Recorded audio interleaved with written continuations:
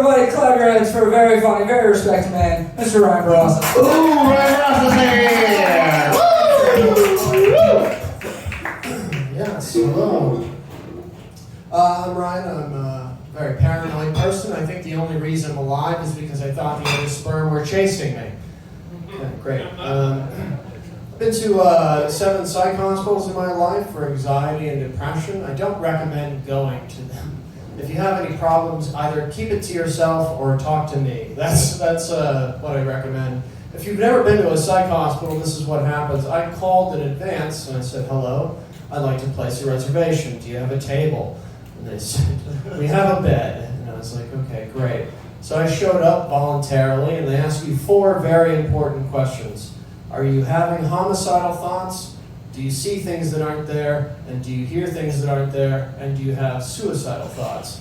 And I was like, no, yes. Because I thought everybody had suicidal thoughts at some point. And I thought that was very commonplace. I can't do the fucking dishes without thinking I'd rather fucking kill myself than do another dish. I thought this was common.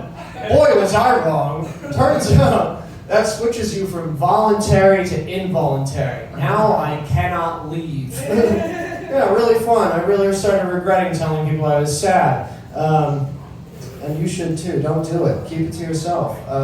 So from there, they move me.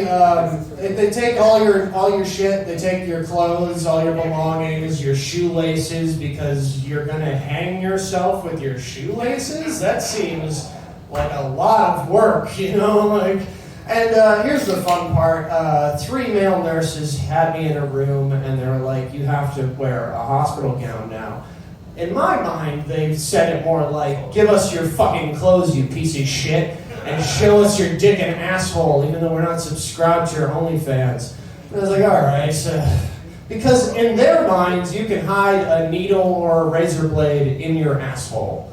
And I'd love to meet the guy that pulled that off. Like, I'm going to check myself into a psych hospital, and then make it to this point, and then as they're taking my clothes off, boom, razor blade, and then I'll kill myself because I wanted an audience. I don't know what the thought process is behind hiding needles in your asshole, but So they moved me into a room where I don't have any clothes, and there's 2 other people who are involuntarily there too, but the police brought them.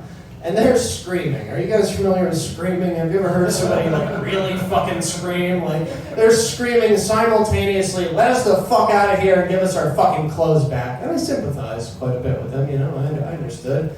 And like a fucking movie, 6 male nurses come into the room with a shot and they inject one of the guys. And as he's passing out, he says, and I quote, well, now you're in for it because my contact lens is a camera for Dateline NBC.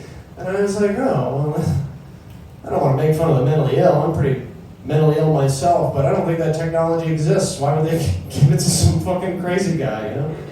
So, yeah, they want to move me from there to an area they call a holding area, you know, like a jail. And I'm sitting in I have some semblance of privacy, and by that I mean a curtain, and I have my own bed, and I'm sitting in the bed, and there's a guy walking up and down the aisles screaming again. And this guy's yelling, I'm sick of everybody fucking laughing at me. All the nurses are laughing at me. Everyone's laughing at me behind my back.